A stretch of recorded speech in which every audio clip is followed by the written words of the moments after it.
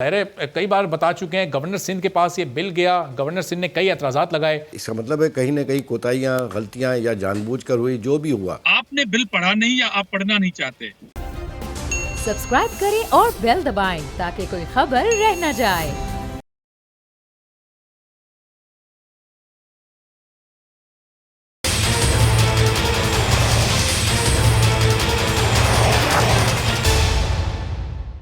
अस्सलाम वालेकुम, आप देख रहे हैं प्रोग्राम बस बहुत हो गया। मैं हूं अरबाब जहांगीर। सिंध की तमाम अपोजिशन जमातें एहतजाज करती रहीं, सड़कों पर निकली, लेकिन कुछ ना हुआ। MQM पाकिस्तान ने बिल की मुखालफत में ऑल पार्टीज कॉन्फ्रेंस बुला ली, लेकिन कुछ ना हुआ। PTI, जमात इस्लामी और PSP अदालत भी गई, लेकिन वहां भी कुछ ना हुआ। और पीपल्स पार्टी की सूबाई हुकूमत अपोजिशन को बिल पर मुशावरत करने की दावत देती रही, लेकिन कुछ नहीं हुआ। गवर्नर सर इमरान इस्माइल ने लोकल बॉडीज तरमीमी बिल एतराज़ात लगाकर उसे वापस कर दिया, तब भी कुछ ना हुआ। और अपोजिशन के इन सब तहफ़्फ़ुज़ात, मुखालफत, असम्बली में गुत्थम गुत्था होना और गालम गलोच होने के बावजूद भी पीपल्स पार्टी की सिंध हुकूमत सिंध बल्दियाती कानून में तरमीम का बिल मंजूर करवाने में कामयाब हो गई। अपोजिशन का यह मौक़िफ़ है कि बल्दियाती तरमीमी बिल काला कानून है, जिसके ज़रिए सिंध हुकूमत मेयर के तमाम इख्तियारात अपने पास रखकर मेयर को बेख्तियार करना चाहती है। यह बिल बल्दियाती हुकूमतों से तमाम इख्तियार और ताकत लेकर उन्हें सूबाई हुकूमत के मातहत कर देगा। इस नए बिल में क्या है, पहले ज़रा इस पर एक नज़र डालते हैं। सिंध हुकूमत के नए बल्दियाती तरमीमी बिल के मुताबिक कराची समेत सिंध के 6 डिवीजनल हेडक्वार्टर्स में टाउन्स बनाए जाएंगे।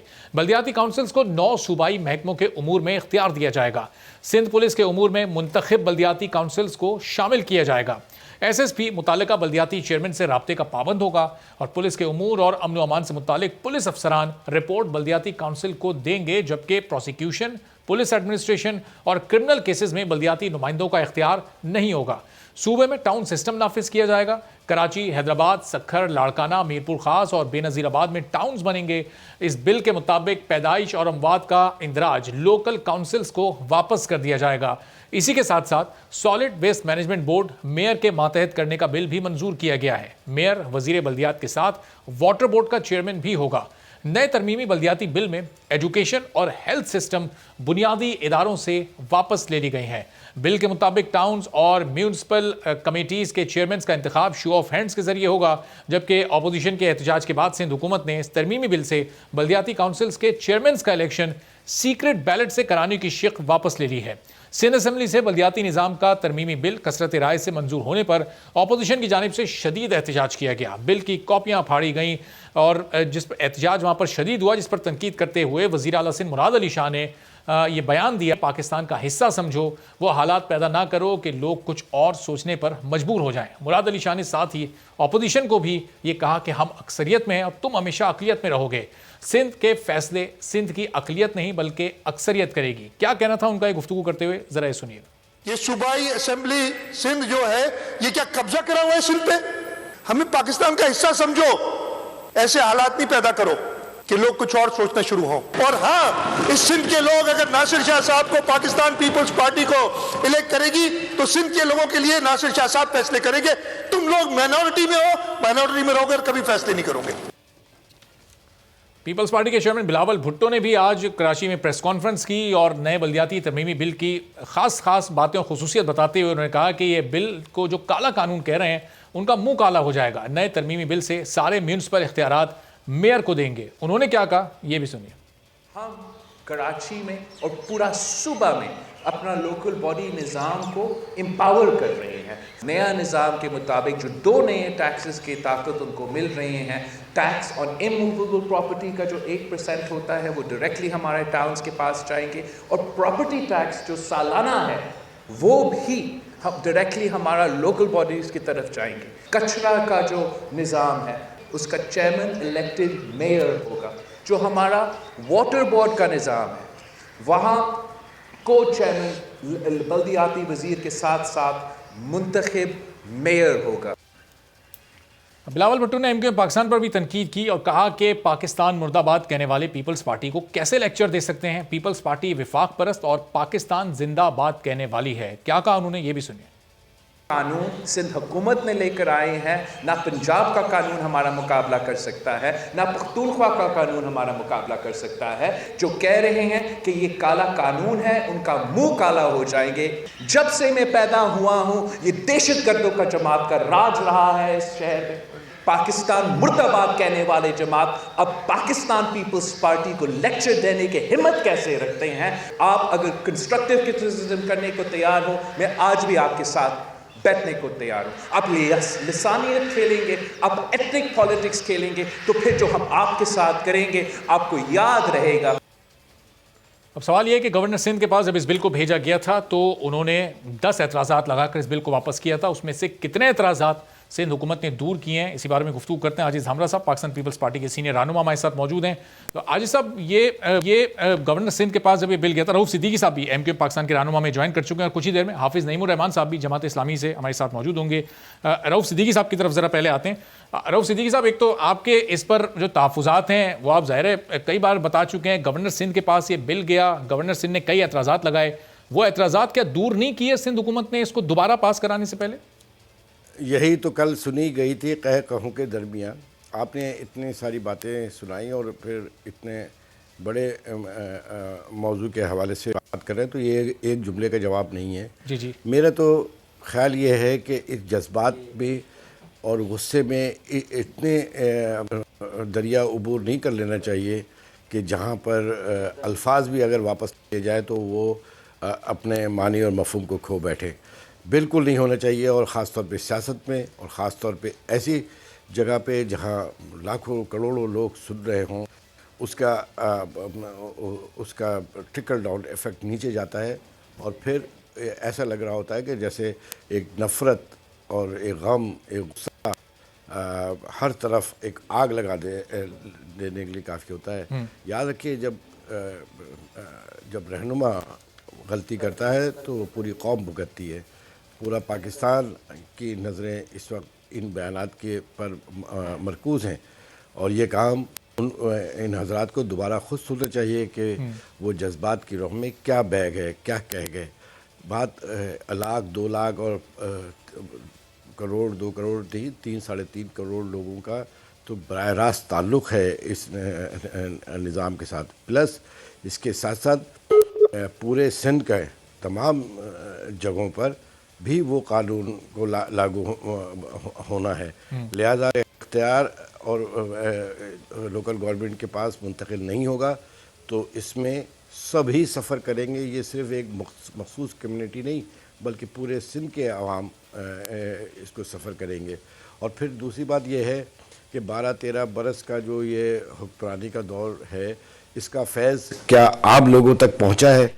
आप इस एक कम्युनिटी को छोड़ दीजिए, आप दीगर जगहों के पे वो तमाम शहर जहाँ पर एमकेएम के वोटर नहीं हैं और एमके वो जगह नहीं है, क्या वहाँ पर भी या गांव या देहात, क्या वो भी उन्होंने भी साथ साथ तरक्की की है? 13 बरस बहुत होते हैं, लेकिन जज्बात पे इस हद तक आगे बढ़ जाना कि जिसका जवाब देखिए, नफ़रत का जवाब तो नफ़रत ही से होता है। तो क्या इसका क्या मतलब है? और अगर ये तरमीम की गई और इसके ऊपर अगर ये कानून सही होता तो ये कानून वापस क्यों लिया गया? ये तरमीम फिर वापस क्यों ली गई? इसका मतलब है कहीं ना कहीं कोताहियाँ, गलतियाँ या जानबूझकर हुई, जो भी हुआ, तो इसको और बेहतर बने। और ये सिंध के अवाम के लिए ज़रूरी है कि उनको एम्पावर लोकल गवर्नमेंट को, अगर तो डेमोक्रेटिक सिस्टम को पाकिस्तान के अंदर रखना है तो, और अगर नहीं रखना है तो 70 साल से जैसे चल रहा है वैसे अब भी चलता रहेगा। सही। तो रऊफ साहब, अब ये जो मेयर जी जी मेरी गुजारिशात थी जी कि इसके अंदर ज़रूरी नहीं, देखिए इसके लिए ज़रूरी नहीं है कि अपोजिशन कहे या कोई कहे, राह चलता हुआ भी अगर कोई सही बात करता है तो हुकूमत का तो बड़ा फ़र्ज़ बनता है कि वो उस सही बात को अकोमोडेट करे, बजाय इसके कि मुतालबात हों और मुतालबात फिर इस हद तक इख्तियार कर जाए कि ज़िंदगी के तमाम शोबे उससे मुतासिर होने लग जाए। फिर ब्यूरोक्रेसी में इसका बड़ा गलत इम्पैक्ट जाता है। ये तो हाकिम वक्त को समझना चाहिए कि वो एट द सेम मोमेंट कितनी जगह के ऊपर उसको डिस्टर्ब कर रहा है और उसका अल्टीमेटली जो बैकफायर होगा वो उन्हीं लोगों पे होगा जो हुक्मरानी ले रहे, चाहे ये वफाक हो, चाहे ये सूबे हों, सही। मैं चाहे ये चारों सूबे हों, हर जगह ये होना चाहिए कि लोकल गवर्नमेंट को मुकम्मल इख्तियारात होने चाहिए, हत्ता कि पुलिस भी उसके मातहत होने चाहिए मेयर के। जैसे आप पोलिटिन सिटी कह रहे हैं कराची को, और या हैदराबाद को, या नवाबशाह को, अच्छा। या कोयटा को, या पेशावर को। रऊफ साहब, जो आप जिस तरह ऑपोजिशन के ये तमाम मुतालबात हैं, हुकूमत भी कहती है ये कि हम मेयर को एम्पावर करना चाहते हैं, भी धामरा साहब से भी जानते हैं, तो फिर ये फ़र्क कहाँ आता है और हुकूमत ने फिर ये पूरा इतना सीन क्रिएट होने की नौबत क्यों आने दी? धामरा साहब, ये जो कुछ तरमीम आपने इसमें वापस ली हैं, अगर ये वापस ही लेनी थी तो फिर इसको पहले 26 नवंबर को अप्रूव क्यों कराया गया? फिर गवर्नर के एतराज़ात से आप लोग जागे हैं, अपोजिशन को इतना एहतजाज करना पड़ा, कुछ जमातें अदालत चली गई, ये इस सबसे पहले भी तो हो सकता था इन लोगों के साथ बैठकर मुशावरत से। बिस्मिल्लाहिर्रहमानिर्रहीम। देखें, रऊफ सिद्दीकी साहब बात कर रहे थे अभी, मेरे ख्याल में कि अगर मुत्तहिदा में कोई नफीस शख्स कोई मौजूद है तो वो मेरे ख्याल में रऊफ भाई ही है।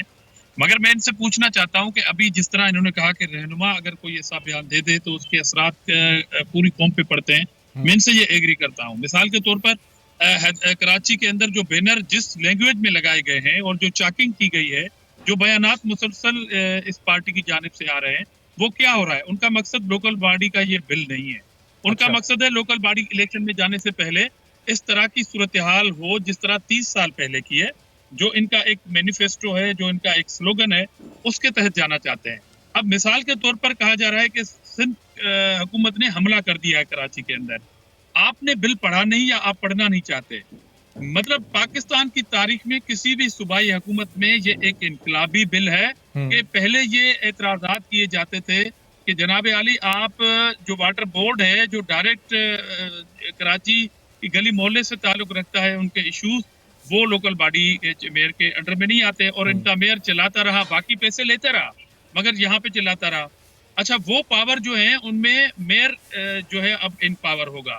सॉलिड वेस्ट मैनेजमेंट जो सफाई सुथराई का एक महकमा था, उसको कहा गया कि जी ये सूबाई गवर्नमेंट के अंडर है और ये बल्दियाती इंतखाबात इदारों के हकूक पर जुल्म है। तो अभी हमने न सिर्फ कराची बल्कि तमाम डिविजनल हेडक्वार्टर में उसको डिविजनल लेवल पे लेके आए, न सिर्फ कराची बल्कि हैदराबाद, मीरपुरखास, लाड़काना, सेक्टर के मेयर भी उसके बोर्ड के मेंबर होंगे। अच्छा। और उसमें इन पावर लेकिन धामरा साहब, ये फिर अथॉरिटी बोर्ड के पास होगी या मेयर के पास होगी? ऐसा तो नहीं कि ये पूरी जी आप बताइए, लेकिन इस साथ मेरा ज़मीनी सवाल भी ले लें कि ये इसमें अथॉरिटी सॉलिड वेस्ट मैनेजमेंट की मेयर के पास होगी या फिर उस पूरे बोर्ड के पास होगी, और वो बोर्ड वजीर बल्दियात को रिपोर्ट करेगा, यानी वो इख्तियारात तो सारे वजीर बल्दियात के पास होंगे?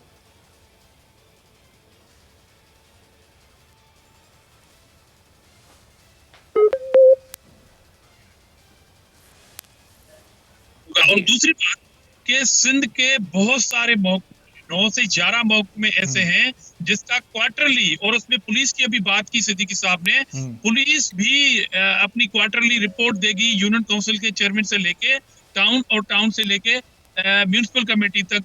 अच्छा, इंपॉर्टेंट बात है कि जो टैक्स कलेक्शन करती है अपना एक्साइज एंड टैक्सेशन, वो टैक्स भी टाउन खुद अब लेगी। मतलब टाउन इन पावर होगी फाइनेंशियल। अब एमएनए एमपीए इतना फाइनेंशियली इन पावर नहीं होगा, उसको जो स्कीम सूबाई गवर्नमेंट से मिलेगी वो मिलेगी। मतलब आपको पीपल्स पार्टी की सूबाई गवर्नमेंट टैक्स कलेक्शन करने के पावर दे रही है और आप चिल्ला रहे हैं, आप तनकीद। मुझे समझ नहीं आती कि तनकीद का सबब क्या है। अब मिसाल के तौर पर आपने कहा कि गवर्नर ने एतराजात लगाए, ये 2 मरतबा असेंबली में बिल आया। अभी तो हमने इनकी अमेंडमेंट भी ली थी ना, और जिन एमपीएस ने अमेंडमेंट दी थी वो एमपीएस आए नहीं। गवर्नर साहब ने कहा कि जनाब आप जो है वो हैंड ऑफ शोर जो है वो कर दें, आप सीक्रेट बैलेट खत्म कर दें। हमने वो बात मान ली। मतलब कौन सी ऐसी चीज है जिसमें डेडलॉक है, जिसमें ये कहें कि ये नफरत की सियासत है, लिसानियत की सियासत है? क्या जब आप मेयर से लेके यूनियन काउंसिल के चेयरमैन तक, टाउन चेयरमैन तक, म्यूनिसिपल कमेटी के चेयरमैन तक को जब इनपावर कर रहे हैं हम, और ये हमला अच्छा, कहा जाता धामरा है। साहब, ये रऊफ सिद्दीकी साहब से मैं पूछूंगा कि ये जो वसीम अख्तर जब मेयर थे तो यही तमाम इख्तियारात वो डिमांड किया करते थे, यही तमाम इख्तियारात आपने मेयर को दिए? पहले आप इसका जवाब देंगे, फिर मैं रऊफ साहब के पास जाता हूँ। एक और बात पूछना चाहता हूँ कि जब हैदराबाद जब डिस्ट्रिक्ट गवर्नमेंट थी, उसमें कंवर नवीद कौन से यूनियन काउंसिल के चेयरमैन के बिहाफ पे जिला नाज़िम बने थे? या नेमतुल्लाह साहब कौन सी यूनियन काउंसिल के चेयरमैन थे? उसके बाद वो वहां पर तो सब खामोश थे। वो सारी चीज आपको हजम थी। मगर इस बार हम आपको इनपावर कर रहे हैं और सूबाई महकमे लोकल गवर्नमेंट को दे रहे हैं। टैक्स कलेक्शन पहली मर्तबा हो रहा है। आप बताएं बाकी कौन से सूबे में टैक्स कलेक्शन जो है वो लोकल गवर्नमेंट लेगी, मुझे बताइए जरा, ताकि कोई कौम ये समझे कि हमलावर हो रहे हैं। मतलब आपके टाउन में जो चेयरमैन बनेगा, क्या वो कंदकोट का कोई वडेरा बनेगा, शिकारपुर का कोई वडेरा बनेगा, या सांगड़ या नवाबशाह से कोई आएगा? भाई आपके लोग बनेंगे। हो सकता है लोग आपको मैंडेट दे और मेयर आपका बन जाए, चेयरमैन आपके बन जाए। ये तो बात का मामला है जब इलेक्शन होगी। मगर पावर तो एंजॉय करें आप। जो पावर दे रहे हैं वो तो पाकिस्तान में पहली मर्तबा कोई सूबा दे रहा है आपको। ठीक है, तो लिसानियत की सियासत का सबब क्या है मुत्तहदा कौमी मूवमेंट का, मुझे ये बात समझ में नहीं आई। जी रऊफ सिद्दीकी साहब, ये बड़े सवालात दामरा साहब ने उठा दिए। वो तो कह रहे हैं कि आप ये इलेक्शन कैंपेन कर रहे हैं, ये जो पूरी तनकीद इस बिल पर हो रही है, दरअसल ये बल्दियाती इंतखाबात की तरफ जाना है और उस बिल पे जो है आपके एतराज़ात ये कोई वैलिड नहीं है।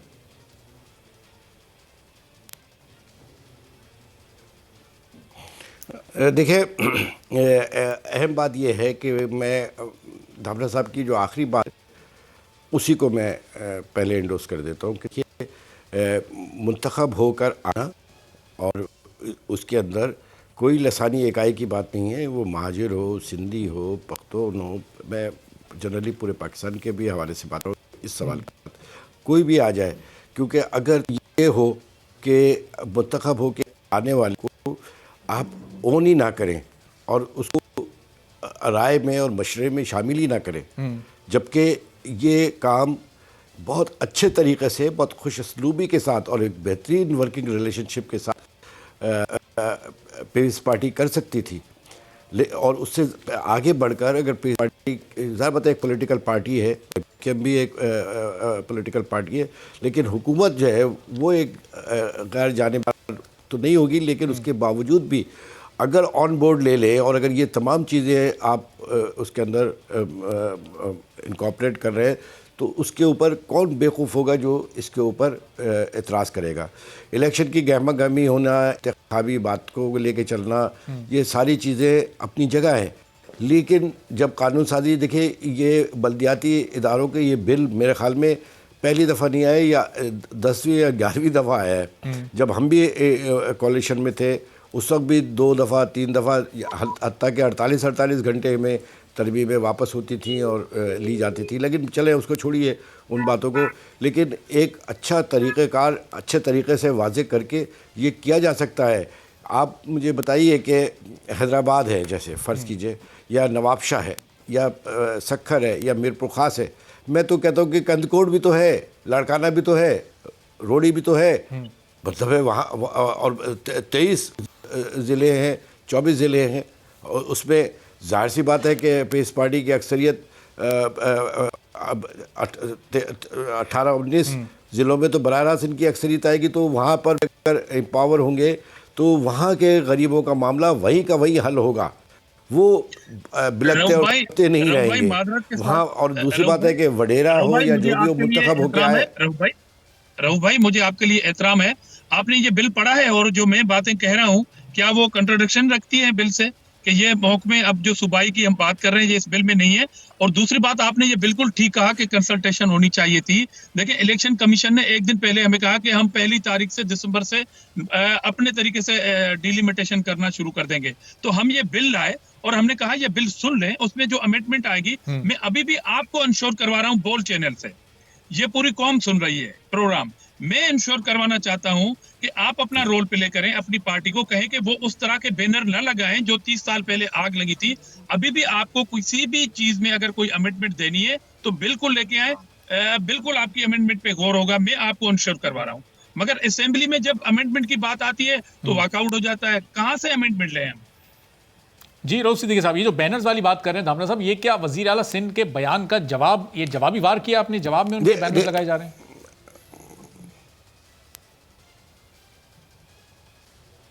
देखिए, मैं एक बात करूँ, अभी इन्होंने फरमाया कि जो बैनर्स के ऊपर बात हो रही है, 1-2 बैनर, मेरे भी नॉलेज में ये बात आई थी कि ये 1-2 बैनर्स लगाए गए थे, इस सारे के सारे नहीं, बल्कि जमात इस्लामी ने भी लगाए हैं और हम दीगर जमातों ने भी लगाए हैं, लेकिन बहरहाल ठीक है, वो बैनर्स तो अपनी, और ये जो बात उन्होंने पॉइंट आउट की थी, इसके ऊपर पार्टी के अंदर भी काफ़ी तस्करा रहा था कि ये बैनर कैसे लगे, और इसमें जो लबो लहजा था वो इतना होती नहीं था। लेकिन असल बात ये नहीं है, असल बात ये है कि हुक्मरान हाकिम वक्त उनका दिल बड़ा होना चाहिए। वो फौरी तौर पे रब्ता करते हैं और कहते हैं कि भाई ये, क्योंकि देखिए इन तमाम चीज़ों से लॉ एंड ऑर्डर ख़राब होगा। लॉ एंड ऑर्डर की जिम्मेदारी बराह रास्त हुकूमत के ऊपर आनी थी, और हुकूमत में आनी थी तो उसके कंसर्न इदारे फौरी तौर पे एक्टिव होते हैं और इन तमाम चीज़ों को देखिए। असम्बली की लड़ाई असम्बली के अंदर होती है और बहुत लड़ाइयाँ रहती हैं और अपने अपने मंशूर के साथ होती हैं, लेकिन जब उलझनें पैदा होती हैं तो शक खुद ब खुद आ जाता है। फिर शक हक़ाइक़ की सूरत वो इख्तियार कर लेता है जब ये तमाम किस्म के मामलात आते हैं निचले लेवल पे। देखिए जिस किस्म के नारे लगाए जा रहे हैं के हवाले से जो दो बड़े बुनियादी आप लोग के तमाम अपोजिशन जमातों के एतराज़ात थे, वो एक तो पुलिस वाला मामला था कि पुलिस को मेयर के मातहत किया। जब इस SSP पुलिस मेयर से राब्ते में रहेगा, ये किस सतह का और किस लेवल का राब्ता होगा? क्या वाकई पुलिस को मेयर के ताबे कर दिया गया? और फिर सॉलिड वेस्ट मैनेजमेंट वाला मामला, इसमें मेयर को चेयरमैन तो लगा दिया गया इदारे का, लेकिन क्या उसके पास तमाम तर इख्तियारात भी हैं या फिर अभी भी ये वज़ीर बल्दियात के ही मातहत काम करेगा? तो ये आपके दो जो तहफ़्फ़ुज़ात थे ये दूर हुए रऊफ़ सिद्दीकी साहब तमाम अपोजिशन जमातों के?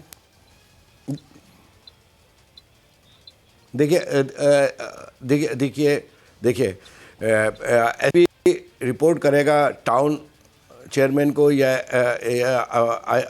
IG या CCPO जो होगा, एडिशनल IG वो रिपोर्ट देगा मेयर को। ये काफ़ी थोड़ी है रिपोर्ट दे देने की, कोई अहमियत थोड़ी होती है। रिपोर्ट तो अगर ये कानून भी ना हो तब भी वो पाबंद होता है उस शहर के अंदर मेयर के साथ अपना लाइसेंस को रखने के लिए, अपनी कोऑर्डिनेशन के लिए।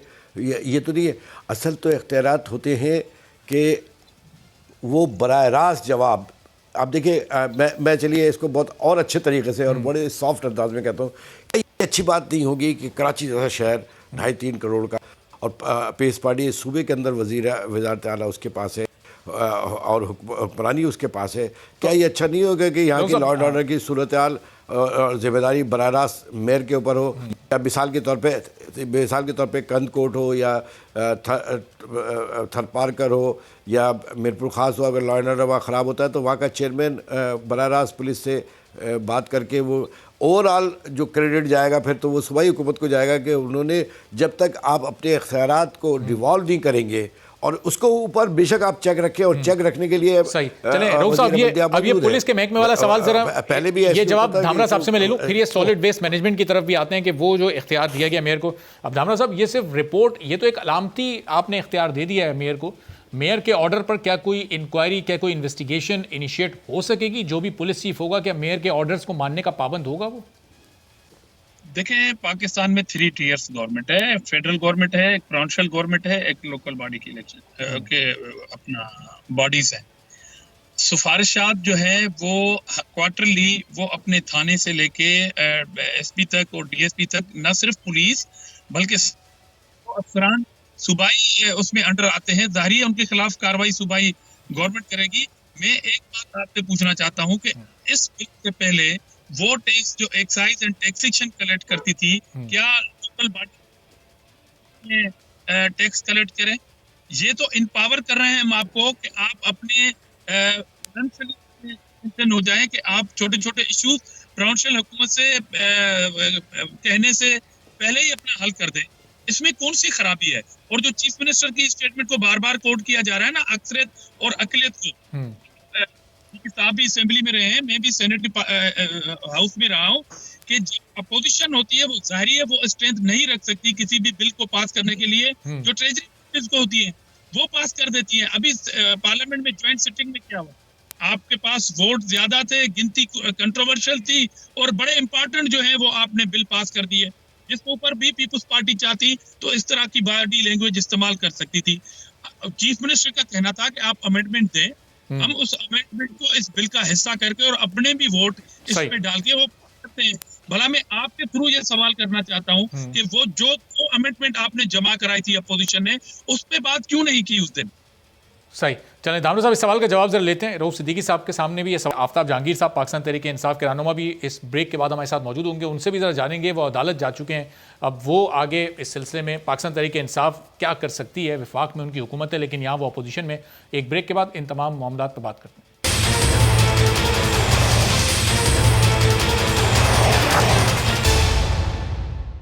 प्रोग्राम में एक बार फिर आपको खुशामदीद कहते हैं और हम बात कर रहे हैं सिंध के लोकल गवर्नमेंट तरमीमी एक्ट की, और जिस पर जब गवर्नर सिंध के पास ये बिल गया उन्होंने इसको एतराज़ात लगाकर वापस किया, लेकिन फिर पीपल्स पार्टी ने इसको अप्रूव करा लिया। लेकिन पाकिस्तान तहरीक इंसाफ, जमात इस्लामी और पीएसपी इस बिल के खिलाफ अदालत भी गए।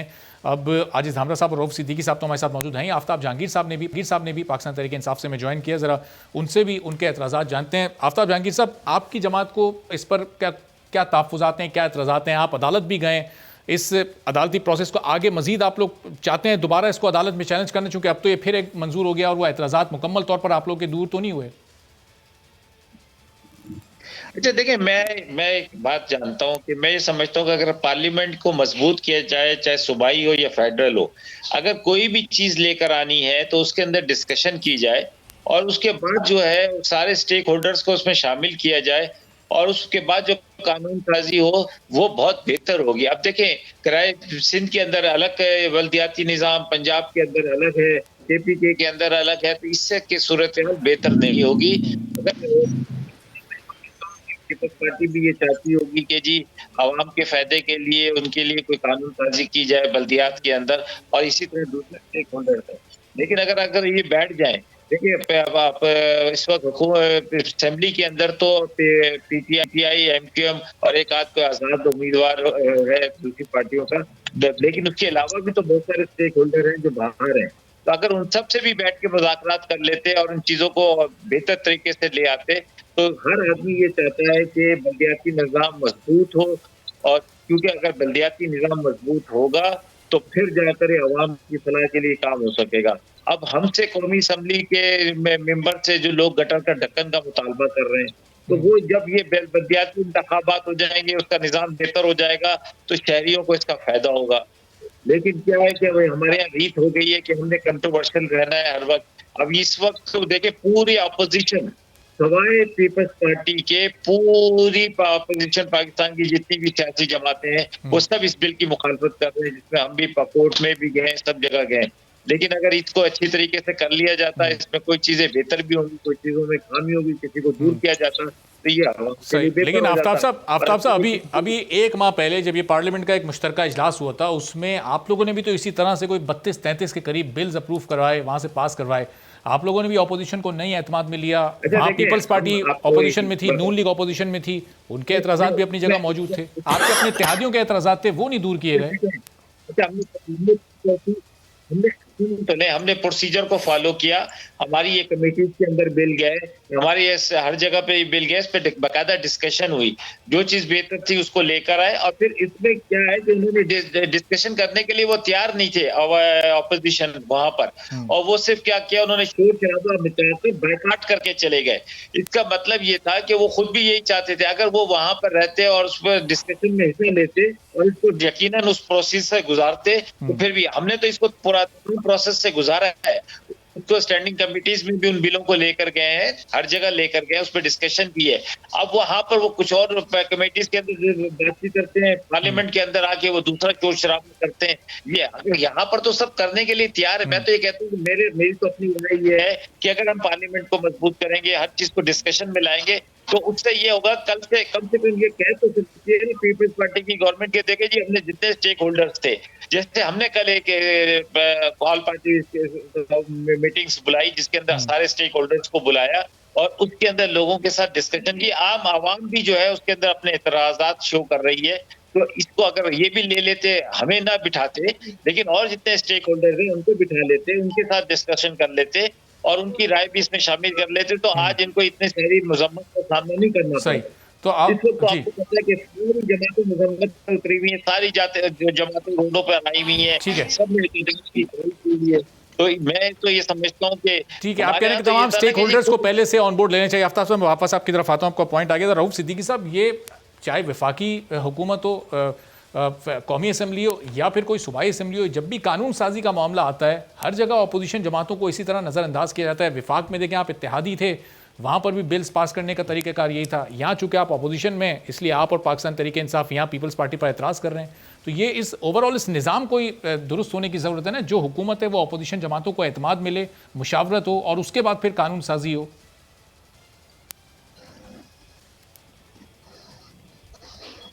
देखिए, जहाँ तक मैं इसके ऊपर अपनी ज़ात से भी बात करूँ तो वो भी गलत है और ये भी गलत है। मतलब ये है कि एक इतनी सी बात समझ में नहीं आती कि असेंबली के अंदर नंबर्स का गेम है। आप अगर अक्सरियत में हैं तो फिर आपको खौफ किस बात का है? अपोजिशन के और जहाँ पर गैप ज़्यादा है फिर तो और ज़्यादा हुकूमत सेफ पोजीशन में है। और अगर अपोजिशन के अरकान को उठा के लेंगे, ये बिल आप ही बना लीजिए, पेश हम कर देंगे, आप ही बना दीजिए।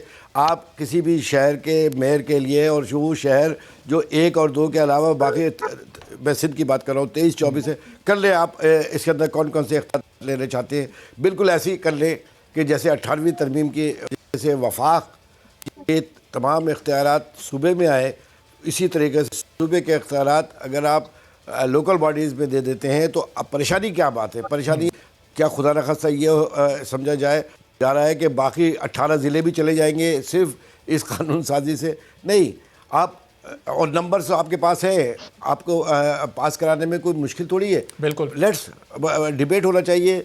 इस असेंबली या मशावरती तो होती है, वहाँ पर इसमें खौफ किस बात का है, डर किस बात का है?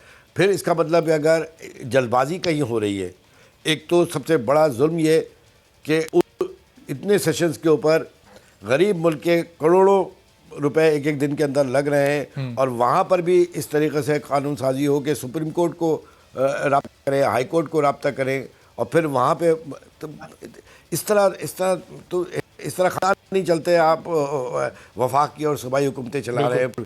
अब चलिए रऊफ साहब, आपने तो ये अब आप देखिए बलूचिस्तान में बड़े दिल का आपने मुजाहरा किया कि आपने कहा वो भी गलत है और ये भी गलत है, जबकि वहाँ तो आप ज़ाहिर इत्तेहादी भी लड़ाई झगड़ा इतनी। धामरा साहब से मैं पूछता हूँ कि धामरा साहब क्या वाकई ये तस्लीम करते हैं कि ये जिस तरह वहाँ गलत हुआ था यहाँ भी गलत हुआ? क्योंकि सिंध धामरा साहब जी कंप्लीट कर लें। चलें रऊफ साहब, कंप्लीट कर लें जल्दी से।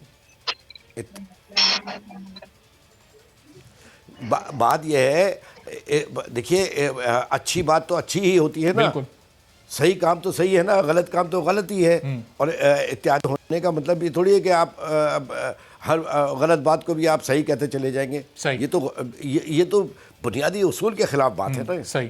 चलें धामरा साहब, वो जो पार्लियामेंट का मुश्तरका इजलास था, कौमी असम्बली में हुकूमत और अपोजिशन का नंबर गेम बहुत करीबी मामला है। वहाँ तो अगर 2-4 लोग भी आगे पीछे हो जाएं तो नंबर गेम पलट सकता है। सिंध में तो ऐसा कोई मामला नहीं है, आपकी अक्सरियत मौजूद है, आपके 30-35 बंदे भी आगे पीछे हो जाएं तब भी आप लोग कोई भी कानून साजी आराम से कर सकते हैं। फिर ये इस तरह ये तरीक़ाकार आप समझते हैं इसको? जब पार्लियामेंट के मुश्तरका इजलास में आप 33 बिल्स की अप्रूवल को गलत कहते हैं, तो यहाँ भी गलत तरीक़ाकार अपनाया गया? देखिए, दोनों डिफरेंट चीजें हैं, यहाँ पर मिक्स ना किया जाए मादरत के साथ। पहली बात तो मैंने अपनी गुफ्तगू के इब्तिदा में कहा था कि मुत्तहिदा में अगर एक ही कोई नफीस बच्चा है शख्स तो वो रऊफ सिद्दीकी साहब है। मैंने पहले ही तारीफ कर दी थी पर्सनल। अच्छा, दूसरी बात जो आप दोनों को मिक्स कर रहे हैं ना पार्लियामेंट में होने वाली कानून साजी पे, वहां पर अपोजिशन चिल्ला रही थी कि हमारी अमेंडमेंट्स ली जाए, जहां पर हुकूमत चिल्ला रही थी कि आप अपनी अमेंडमेंट्स दे दें। और जहां तक जल्दबाजी का मामला है, ये जल्दबाजी में नहीं हुआ। मैं आपको letter election commission of Pakistan का भेज देता हूं, जिन्होंने ये वार्न किया था कि हम 1 तारीख को अपना काम शुरू कर देंगे, उससे पहले हमें कोई भी नया निजाम दे दें। 30 नवंबर तक आपके पास टाइम था। एग्जैक्टली, जब असेंबली थी, आज भी चेयरमैन बिलावल साहब ने ये बात कही है कि हमने ये सोचा था कि तमाम स्टेक होल्डर्स के हम सेमिनार करते और उनकी राय लेते, मगर मुझे समझ में नहीं आता, खास तौर पर पीटीआई यहाँ पर बैठी हुई है, पीटीआई से पूछ लें कि आपने किन किन नुकात को कोर्ट में चैलेंज किया है। मतलब पहली मर्तबा सूबाई महकमे डिवॉल्व करके लोकल गवर्नमेंट को दिए जा रहे हैं, वाटर बोर्ड दिया जा रहा है, सॉलिड वेस्ट दिया जाता है। आप पंजाब के बलदियाती निजाम में बताएं कि कितने सूबाई महकमे जो है सॉलिड वेस्ट नहीं दिया जा रहा। सॉलिड वेस्ट में सिर्फ बोर्ड का मेंबर बनाया जा रहा है मेयर को, वो वजीर बलदियात के मातहत रहेगा। देखिए, समझने की बात है ना, इशू ये है कि हम बात को समझते नहीं और तबसरे शुरू हो जाते हैं। सॉलिड वेस्ट मैनेजमेंट को ओवरऑल तमाम जो 6 आपके जो मेयर होंगे, हैदराबाद, मीर प्रकाश, शहीद बेनजीराबाद, लाड़काना, कराची, उनमें डिविजनल लेवल तक हम लेके गए। इससे ज्यादा और क्या हो सकता है कि वहां पर बैठ के फैसले करें। अब इतनी कैपेसिटी है उस डिपार्टमेंट में। पहले सुबह इसलिए संभालता था कि लोकल बॉडीज के अंदर इतनी कैपेसिटी नहीं थी, उनको फंडिंग की जरूरत थी। अब मेन पावर है वो डिविजनल लेवल तक चले गए।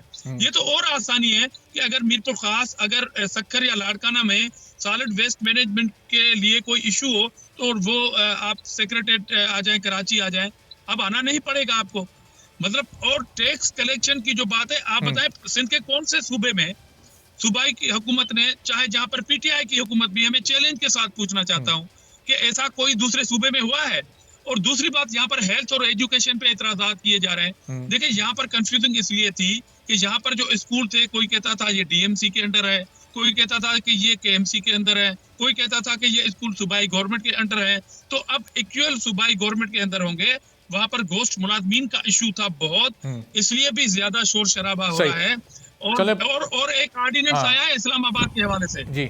इस्लामाबाद में केडीए जो अपना सीडीए है, वहाँ सारे पावर जो है लोकल बॉडी के हवाले होंगे। वहां पर एजुकेशन और हेल्थ भी जो वहां की होगी सीडीए की, वो लोकल गवर्नमेंट वो आ गई है इसमें एक्ट में, अपना जो ऑर्डिनेंस अभी इलेक्शन। ठीक है, चलिए धामरा साहब, ये बहुत सारे आपने सवाल उठाए। सबसे पहले आफ्ताब साहब के सामने मैं आपका ये सवाल लेके जाता हूँ कि आफ्ताब साहब, धामरा साहब भी ये पूछ रहे हैं कि ये कौन कौन से नुक्ते हैं जिनको आपने अदालत में चैलेंज किया और उन पर क्या तहफ्फुज़ात हैं आपके? और हमने जब अमेंडमेंट मांगी थी तो आपने तो वॉकआउट कर दिया। जब अमेंडमेंट पीपल्स पार्टी ये कह रहे हैं कि मांगी, कई बार मांगी, लेकिन आप लोग उस पर तो आपने डिबेट नहीं की है। और दूसरी बात, देखिए बात ये दूसरी बार 2 अमेंडमेंट दी गई थी, मगर वो एमपी आए नहीं। सही, धामरा साहब ये जवाब शुरू करने दें, फिर जरा ज़िमनी सवालात करते हैं। जी आफ्ताब साहब। देखिए बात ये है कि जैसे डामरा साहब कह रहे हैं, तो फिर इनको इतनी जल्दी क्या थी? ये कहते कि जी हमने तो देखे ओपन फोरम पर, हमने तो जितने भी सबके साथ बैठ के उन्हें बताया। वो जल्दी थी, इलेक्शन कमीशन की तरफ से उन्हें टाइम ही 30 नवंबर तक का दिया गया था ना, 1 दिसंबर से तो फिर इलेक्शन कमीशन ने काम शुरू कर देना था। देखिए जी 30 नवंबर तक टाइम दिया गया था, तो इनको तो पता था ना ये सब कुछ करना है, समझे ना। ये इनको तो पता था कि ये हमने ये बिल लेकर आने हैं, तो ये सारी चीजें पहले भी बैठ सकते थे। देखिए फॉर एग्जांपल एक मिसाल के तौर पे बात कर रहा हूँ कि आज जितने स्टेक होल्डर्स हैं, जितनी ताजर बरादरी है, इस सारों को एतराजात हैं, तो इनको पहले बिठा लेते। वैसे भी बैठते हैं, इनको बिठाते, कहते जी हम ये बिल लेकर आने चाहते हैं। जमात इस्लामी से बैठ जाते, कहते जी आप आ जाए, हम आपके साथ बैठने के लिए भी गए थे मिलने के लिए जमात इस्लामी के पास, तो उनको बताते, कहते कि जी हम ये लेकर आ रहे हैं। तो जब फिर आगे सब स्टेक होल्डर्स कर लेते तो ये कर लेते, फिर तो इनका एतराज इतना ज्यादा मजबूत नहीं होता इनके खिलाफ। जमात इस्लामी भी कर रही है, दूसरी ताकत बरादरियां भी कर रही है, पॉलिटिकल पार्टीज भी कर रही हैं, तो यकीनन ये है कि इसके अंदर कोई ना कोई ऐसी खामियां और ऐसी कमजोरियां मौजूद है जिससे लोगों को खदशा होता है कि ये सारी ताकत अपने पास लेके जा रहे हैं, ये डमी बल्दियाती निजाम को चलाना चाह रहे हैं। जी धामरा साहब क्या जवाब देना चाह रहे हैं, बस एक जुमले में? मैं इसलिए कह रहा हूँ, आफ्ताब जहांगीर साहब के लिए मुझे एहतराम है, वो रुकन पार्लियामेंट हैं, और बड़े अफसोस के साथ मुझे ये कहना पड़ रहा है कि आप कह रहे हैं कि ये बिल जो है वो सूबाई उसमें गिरफ्त ज्यादा होगी। अरे भाई, आप इसलिए कहता हूँ कि बिल को पढ़े आफ्ताब भाई, ये बिल सूबाई जो महकमे है उसको और ज्यादा लोकल गवर्नमेंट के हवाले किया गया है। यही तो मैं कह रहा हूँ कि आप बिल को पढ़े नहीं। और दूसरी बात आपने कहा जो जल्दबाजी, देखिए हमें ये सेंसस पे हमारा एक रेफरेंस पार्लियामेंट में था, हमें ये था कि हमारी बात सुनी जाएगी, और जब सेंसस जो है उसमें हमारी बात सुनी जाएगी तो न्यू हम डिलिमिटेशन करेंगे। वक्त बिल्कुल खत्म हो गया। बहुत बहुत शुक्रिया तीनों मेहमानों का। आजिज धामरा साहब पीपल्स पार्टी से, रऊफ सिद्दीकी साहब एमक्यूएम पाकिस्तान से, आफ्ताब जहांगीर साहब पाकिस्तान तहरीक इंसाफ से हमारे साथ मौजूद थे। तीनों मेहमानों की एक ब्रेक लेते हैं, और ब्रेक के बाद जब वापस आएंगे तो एक और अहम मामले पर बात करेंगे।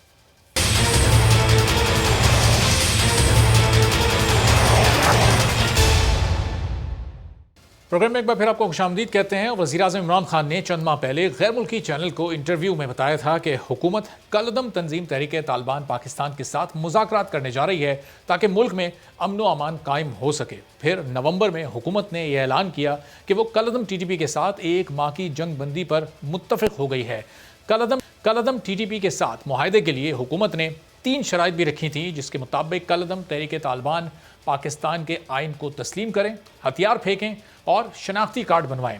हुकूमत का इस बारे में कहना था कि मुआहदे से मुत्तफ़िक होने पर इसमें तोसी भी की जा सकती है, और इस ऐलान के बाद अमन मुआहदे की राह हमवार और बरसों से जारी दहशतगर्दी और खूनरेजी थमती नजर आ रही थी। लेकिन कलअदम तहरीक तालिबान पाकिस्तान ने 1 महीने का मुआहिदा पूरे होने के बाद अब मजीद जंग बंदी से इनकार कर दिया है। लेकिन ज़ाहिर है ऐसा पहली बार भी नहीं हुआ कि हुकूमत ने कलअदम तंजीम से मुआहिदा किया या मुज़ाकरात करने जा रही हो, बल्कि इस तरह के मुआहिदे और मुज़ाकरात पहले भी कई बार हो चुके हैं, लेकिन इनमें से कोई भी अफसोस की बात है कि कामयाब नहीं हो सका था।